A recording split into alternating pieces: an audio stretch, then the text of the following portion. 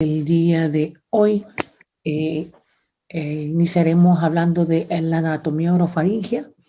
Todo este módulo hasta terminar tratará de conocer la anatomía para que puedan comprender las razones por las cuales se hacen los estudios radiológicos de fluoroscopía en áreas específicas. Bueno, una de las cosas que tenemos que saber es que existe un tracto gastrointestinal alto y bajo. Cuando hablamos de tracto gastrointestinal alto, estamos hablando desde la boca hasta el esfínter de la válvula ileocecal. Este esfínter se encuentra entre el extremo distal del intestino delgado y el inicio del intestino grueso o colon. Y sistema digestivo bajo es básicamente todo el colon. Entonces empezaremos analizando el sistema digestivo alto y lo vamos a analizar por partes o por segmentos para entender que cada uno de estos segmentos puede ser valorado en forma individual. ¿Por qué? Porque se pueden presentar patologías localizadas. Entonces hay diferentes estudios para cada una de estas partes y las vamos a ir viendo poco a poco. El día de hoy vamos a estudiar lo que es la anatomía orofaringia. Y cuando hablamos de anatomía orofaringia, estamos refiriéndonos a lo que involucra toda la cavidad oral. ¿Qué estructuras hay ahí? Bueno, una diversidad de estructuras que muchas veces las pasamos desapercibidas y no le damos importancia. Dentro de toda esta estructura está lo que es la cavidad oral, en donde están los labios, las encías, los dientes, la lengua, el paladar duro, el paladar blando, la úvula, las fauces, que es la parte profunda de la boca, hasta llegar hasta la región faríngea, y las glándulas salivales. Todas estas tienen una función específica que permite hacer el mecanismo digestivo a través de la mecánica de la deglución. ¿Qué es la mecánica de deglución? Es el movimiento continuo de los alimentos desde la boca hasta llegar a la región de la cámara gástrica. En todo este proceso, los alimentos cursan por mecanismos mecánicos, vamos a decir, mecanismos bioquímicos que van a degradar los alimentos para permitir la absorción de los nutrientes de cada uno de estos alimentos que ingerimos diariamente. Bueno, aquí en principio tenemos lo que es la arcada dental. Aquí tenemos una foto, ¿verdad? De un esqueleto en donde muestra todo lo que es la arcada dental. Y tenemos dientes, ¿verdad? Y dentro de ellos estamos los incisivos, los premolares, hasta las muelas, donde están los molares, y tanto superiores como inferiores, y que ambos tienen un contacto que permite tanto el cortar como el aplastar los alimentos. Entonces vamos a analizar primero los incisivos, que son los que están aquí, anteriores. Estos y estos tienen un tamaño diferente. Si ustedes se fijan, los superiores son más grandes que los inferiores y no chocan. La punta de esta punta con esta punta no chocan, sino que esta punta entra justamente aquí.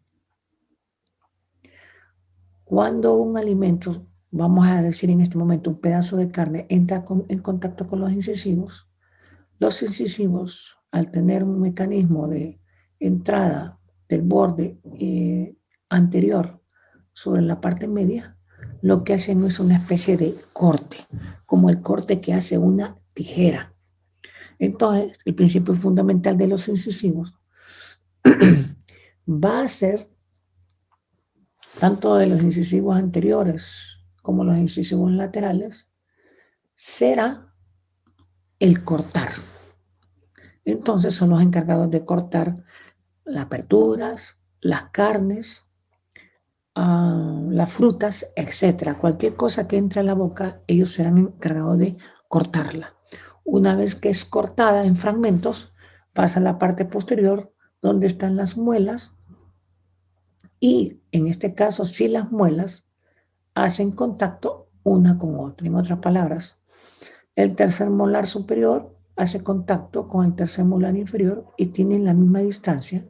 Y lo que ocurre es que cuando un alimento pasa por aquí es aplastado o triturado por ambas, provocando que los alimentos generen un bolo alimenticio, una especie de masa, pero es por corte y trituración de los alimentos. Estos alimentos, no crean que solo con el mecanismo de cortar y triturar van a ser adecuadamente ingeridos, sino que existen otros mecanismos a la par que ayudan a que estos alimentos al final puedan llegar hasta la cámara gástrica. Esta es la parte mecánica de la deglución. Ahora, también es importante saber qué es lo que pasa cuando uno de estos elementos dentales no está presente. Significa que entonces, por ejemplo, en este caso de este esqueleto, aquí faltan 2 molares, entonces el contacto con los molares superiores no existía, por lo tanto, el pedazo de carne que pasó por aquí no fue triturado y entran a la faringe y al esófago no completamente deshechos, sino que parcialmente. Y eso va a generar lo que se llama alteraciones en la mecánica de la deglución. Entonces, como ven, no solo es por otro tipo de patología, sino que solo por perder uno de los elementos dentales va a provocar alteraciones en la funcionalidad de la digestión. Muchos pacientes por eso tienen mala digestión. Muchos pacientes por eso pueden tener mal aliento. A eso se le llama halitosis. Simple y sencillamente, además de la carie, por la falta de uno de estos que no permite triturar adecuadamente los alimentos. También otra estructura que participa en que los alimentos puedan ser degradados adecuadamente son las glándulas salivales. Normalmente son 8 glándulas salivales que existen. Existen 3 glándulas salivales mayores y 5 glándulas salivales inferiores. Para términos de importancia, las que más patología presentan y las que más se evalúan en los estudios fluoroscópicos son las 3 glándulas salivales mayores. Estas glándulas salivales mayores son la glándula parotidia. Esta glándula normalmente se encuentra a los lados de los cachetes o en la región preauricular, en otras palabras, adelante de la oreja, que puede cursar con procesos inflamatorios que conoceremos como paperas. Es una de las glándulas más grandes y es una de las que es altamente productora de saliva. La siguiente glándula mayor es la glándula submandibular. Esta glándula submandibular se encuentra abajo y en la porción lateral de la mandíbula. Si ustedes se tocan su cara, donde la mandíbula hace la curva, justamente abajo de ahí se encuentran las glándulas submandibulares. Tienen una alta producción de saliva. Y es importante también esta producción de saliva, porque entre menos saliva produce, menos degradados los alimentos estarán. En otras palabras, la funcionalidad de la saliva es disminuir la solidez de los alimentos. Por ejemplo, los que cocinan a veces saben que cuando hay carnes que son duras y para cocinarlas hay que ablandarlas. Entonces, ese ablandamiento se utilizan algunas sustancias en los que cocinan, que se llama ablandador, que precisamente su objetivo es hacer que la carne sea más blanda. Pues también en el organismo, la saliva produce ablandamiento a través de unas enzimas, ¿verdad? Y estas enzimas producen el ablandamiento de los alimentos hasta convertirlo en un bolo alimenticio que puede ser transferido a través de todo el trayecto del esófago. También existen las glándulas sublinguales que están por debajo de la lengua, también productoras de saliva, nada más que unas glándulas producen secreción serosa y otra mucinosa, lo que implica es la concentración de las sales que tienen cada una de ellas, pero ambas tienen la función de la degradación de los alimentos. Entonces, como dijimos, una de las glándulas más grandes es la glándula parótida, pesa alrededor de unos 20 gramos y tiene una forma irregular. Como les describí, está adelante de la oreja. Esta, para que logre secretar la saliva que contiene ella, lo hace a través de un conducto. Este conducto está hacia arriba, si ustedes saben, la boca, y lo van a encontrar hacia el paladar duro, en las partes posterior y superior, ¿verdad? Este conducto tiene un nombre, se llama conducto de Steno, ¿verdad? Este conducto de Steno lo vamos a hablar mucho cuando ya veamos el siguiente módulo, donde hagamos un estudio que se llama cialografía. Vamos a valorarlos un poquito más y vamos a entrar en más detalles sobre ellos. Las glándulas sublinguales se encuentran por debajo de la lengua, como les digo, y tienen unos conductos pequeños, cortos, y se llaman conductos de Rivinus. Son pequeñísimos y también se deben de evaluar si hay obstrucción de los mismos. Las glándulas salivales, como su nombre lo dice, las submandibulares están a la par del arco de la mandíbula y tienen su propio conducto. A este conducto se le llama conducto de Wharton. Cada uno de estos conductos tienen su diámetro, su forma y tamaño diferente, razón por las cuales algunos tienen más predisponencia a patología, como las glándulas submandibulares. Eso se va a valorar en un estudio que se llama cialografía en el siguiente módulo, pero es para que entiendan la anatomía de estas glándulas, que es importante evaluarlos en un estudio que se llama mecánica de la deglución. Aquí tenemos también otras estructuras que participan en esa mecánica de la deglución. Aquí entró la comida, miren el corte, miren la distancia anterior del incisivo superior sobre el inferior, y aquí hace el corte. Una vez que hace el corte, manda los alimentos a través de la lengua, los manda hacia atrás y son aplastados por los molares. Al mismo tiempo, todas las glándulas empiezan a secretar saliva.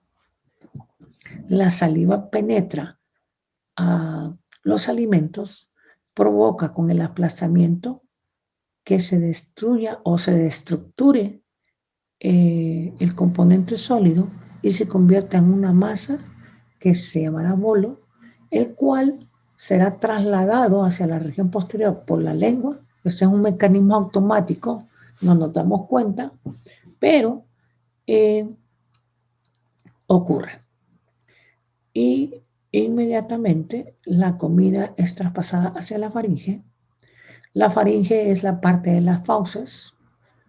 En su parte superior, la faringe tiene comunicación con las fosas nasales y en su parte inferior tiene comunicación con la laringe, que esta a su vez se va a comunicar posteriormente con la tráquea. Entonces, ¿qué pasa con la comida? Hay mecanismos automáticos que hacen y protegen las vías respiratorias. ¿Se acuerdan que les hablamos al principio que había un paladar duro, que es este componente hueso, y un paladar blando, que es tejido, como su nombre lo dice, tejido blando? Y estas terminan en una proyección que se llama úvula. La gente la conoce con el nombre de la campanita o campanilla. Cuando deglutimos, o sea, tragamos, en otras palabras, esta campanita o úvula se eleva hacia atrás y tapa completamente el techo de la faringe, evitando que los alimentos se vayan a las fosas nasales. Por eso es la razón de decirles a una persona, si está comiendo, no hables, porque el hablar muchas veces va a evitar que la úvula se eleve hacia arriba y la comida se puede ir hacia arriba y sacarla por las fosas nasales. Entonces, ese es un mecanismo automático que está ocurriendo en el momento que estamos deglutiendo.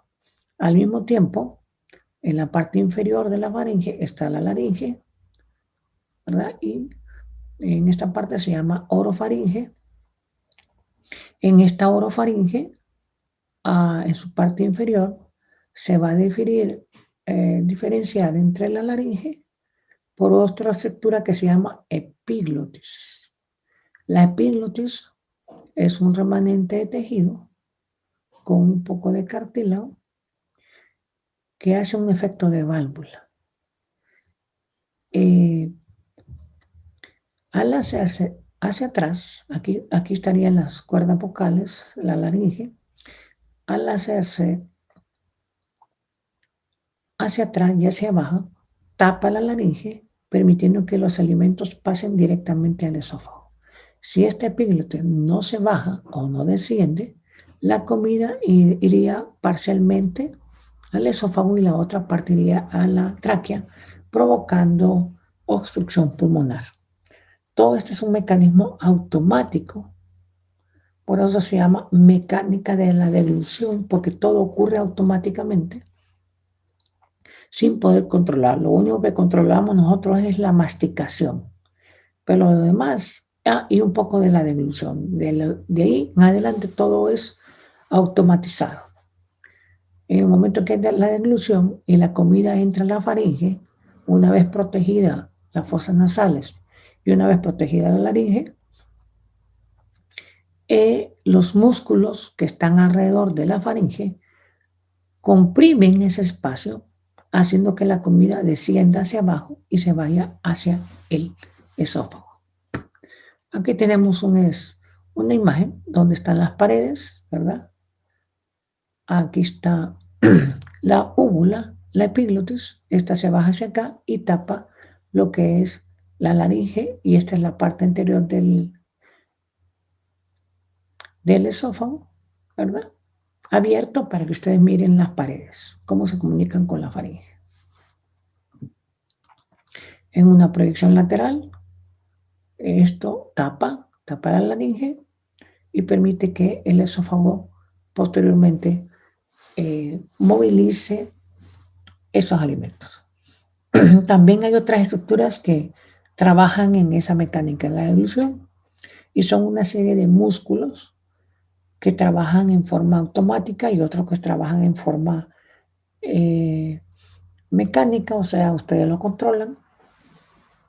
Como ser el músculo bucinador, pues, es el que permite que ustedes abran y muevan la boca, pero hay otros músculos como el músculo pterigoideo medial, pterigoideo lateral, que son músculos que se contraen espontáneamente cuando ustedes están masticando y que van a provocar también que las fauces, o sea, los músculos que están en la faringe, también se contraigan y envíen el bolo alimenticio hasta el estómago.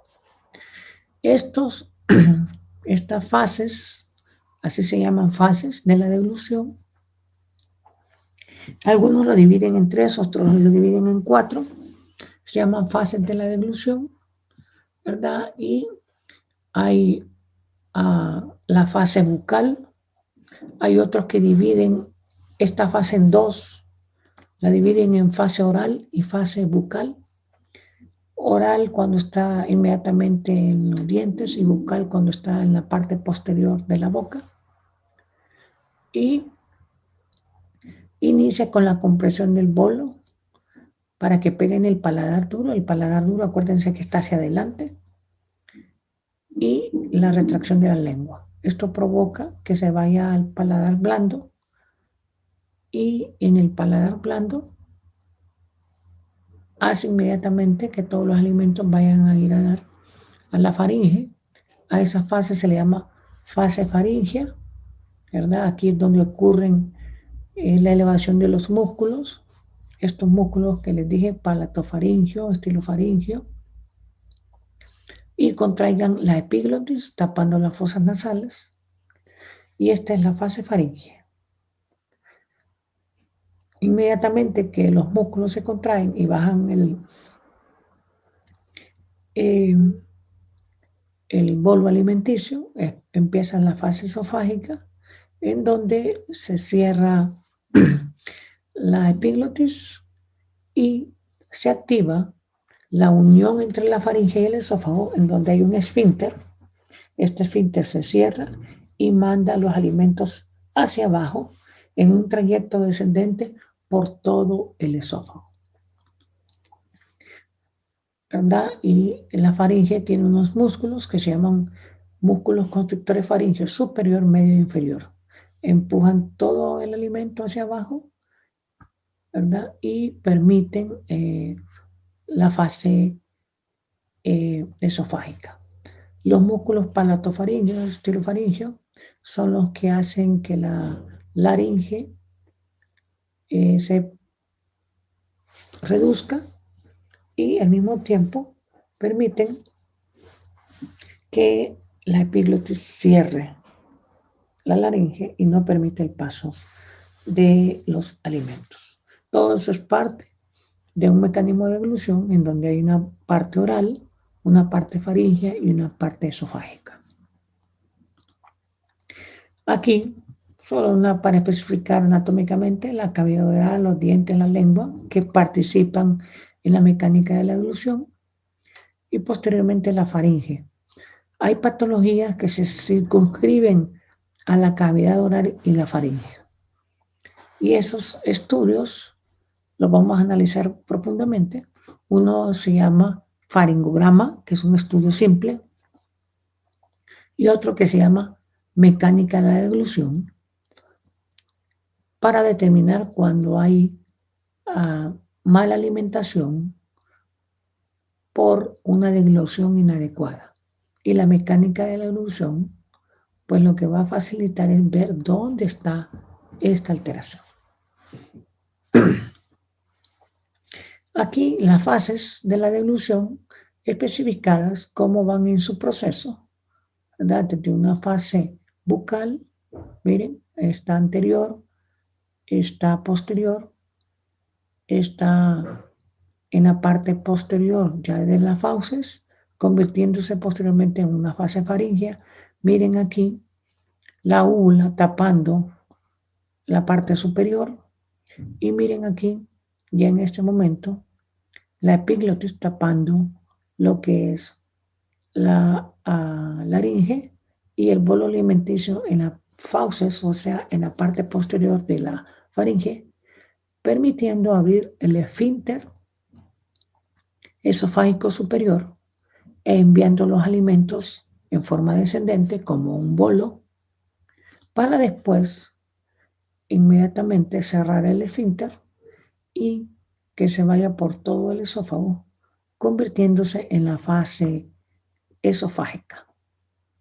Para que esto ocurra, hay un proceso especial, ¿verdad?, en el cual los músculos se contraen y se dilaten y se muevan en forma descendente.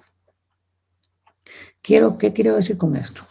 Que al mismo tiempo una parte del músculo se cierra en forma circular, a eso se le llama constricción, y se abre en forma longitudinal, o sea, hacia abajo, descendente,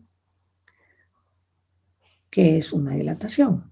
Entonces, una constricción superior y una dilatación inferior es un mecanismo como de bombeo, y a eso se le llama peristalsis.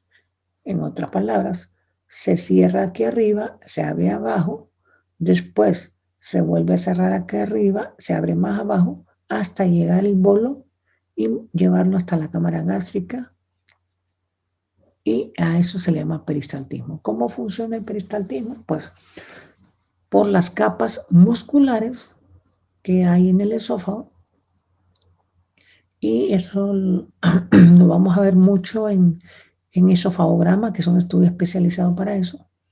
Pero el esófago, la parte externa, es una capa de grasa, ¿verdad? Que se llama capa serosa. La capa intermedia es una capa de músculos, músculos longitudinales, músculos circulares y transversos, que nos permiten una constricción adecuada del esófago, haciendo que se cierre y se abra de acuerdo a la estructura que se va movilizando. La parte más interna es la mucosa o epitelio, que normalmente el esófago está cerrado. ¿Verdad? Si ustedes lo ven, está cerrado, solo hay líneas. En algunas personas el esófago puede estar abierto. Inmediatamente, un esófago abierto significa que hay algún trastorno. El trastorno puede ser reflujo gastroesofágico, puede ser hernia hiatal o otra patología. Normalmente cuando ustedes hacen una radiografía de tórax, ustedes ven el gas de la tráquea. El esófago no debe de contener gas normalmente, pero en algunas ocasiones cuando hacen una radiografía de tórax, ven la tráquea llena de gas y ven una estructura lateral también llena de gas. Ese puede ser el esófago. Ya solo con ver en eso, ya saben que hay una alteración de la deglución en este paciente y puede tener dispepsia. Dispepsia es mala digestión. Entonces, cuando ven eso, ya se determina cuál es el estudio de elección para realizar en estos pacientes. Aquí, solo recordando parte de esa anatomía, aquí estamos ya valorando el esófago y todo el trayecto del esófago hasta llegar al estómago, ¿verdad? Importante recordar, el esófago empieza a la altura de la quinta y sexto arco costal, perdón, entre el quinto y el sexto cuerpo vertebral. Muchas veces nos piden estudios de esofagograma y el problema está circunscrito a nivel de C3, C4. Entonces, lo que estamos valorando ahí es un faringograma, no un esofagograma. Para que sea esofagograma, la lesión tiene que estar por debajo de C5 o C6. Y normalmente el esófago termina entre T10, T11, por ahí, más o menos. Hay variación en pacientes, pero es lo más normal. Entonces, es importante ver la estructura esofágica, que es tubular, un tubo cerrado, que se expande únicamente cuando hay alimentos, pero que está en continuidad con la tráquea, está en continuidad con la aorta, y estas continuidades hacen que parte de esa estructura tubular tenga muescas. Esas muescas son evaluadas en el estudio de esofagograma cuando lo miremos y vamos a ver esas muescas, ver su altura para poder evitarnos dar diagnósticos equivocados. Pero tenemos que acordarnos anatómicamente que existen. Estas muescas están dadas por el callado aórtico, que es este. Cuando la aorta da la vuelta, esa vuelta comprime parcialmente el esófago, genera una muesca. También el bronquio izquierdo, que pasa por delante del esófago, comprime otra parte del esófago y genera otra muesca. Entonces ya son dos muestras que hay que valorar en el momento que hacemos un esofograma y determinar que no son patológicas, sino que son anatómicamente normales. El esófago, como se los dije, tiene una mucosa, el tejido su epitelial escamoso, eso se mide en histología, y es resistente, ¿verdad? Su resistencia nos ayuda mucho en pacientes con reflujo gastroesofágico. Tiene un músculo liso, ¿verdad? Cuando hablamos de músculo liso, hay dos tipos de músculo. El músculo liso es un músculo de tipo automático. Sus características anatómicas le permiten tener peristalsis. No así el músculo estriado. El músculo estriado es el que se encuentra en la región esquelética, el que está en nuestras piernas, la que está en nuestros brazos. La capa de músculo liso puede ser delgada, ¿verdad? Y cuando hay un engrosamiento de la misma puede estar asociado a cierto tipo de patologías. Tiene glándulas esofágicas dispersas, sí. Produce cierta secreción únicamente para permitir la lubricación de la pared epitelial de la faringe y hacer que se resbale más adecuadamente el bolo alimenticio. Esto que estamos viendo aquí es una expresión de lo que es el peristaltismo, los pasos que ocurren en eso. Miren, aquí está la constricción del músculo.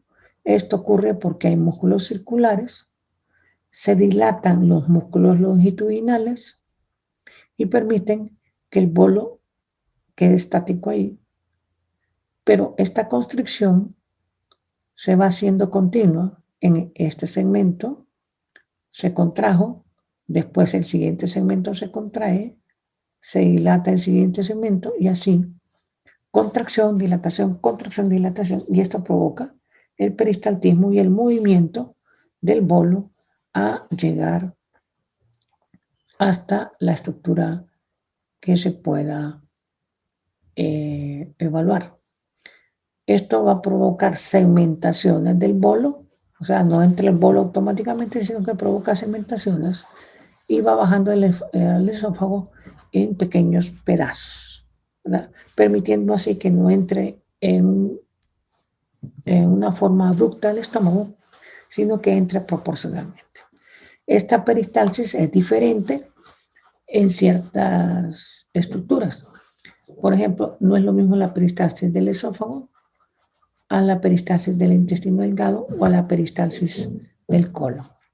Estas peristalsis son diferentes en cada uno de ellos, pero hay que entenderlo, que desde el esófago para abajo existe peristalsis.